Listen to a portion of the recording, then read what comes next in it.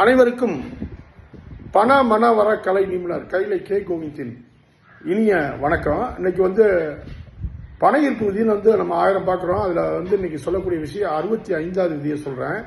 நான் உண்மையாக சொல்கிறேன் உங்கள்கிட்ட.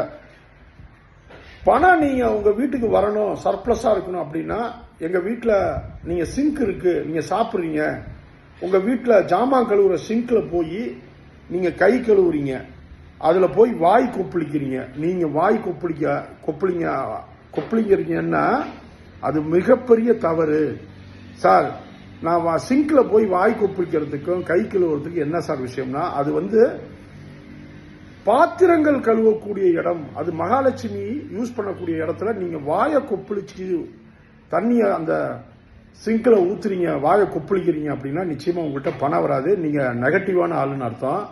ஏன்னா கை கழுவுறதுக்கு தான் நமக்கு என்ன வச்சிருக்கோம் இடம்னா வாஷ் பேஷன் வச்சிருக்கோம்.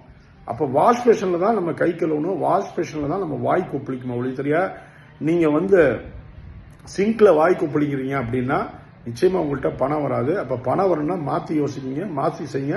நன்றி, வணக்கம். சர்வம் கிருஷ்ணார்ப்பணம். ஜெய் ஸ்ரீராம்.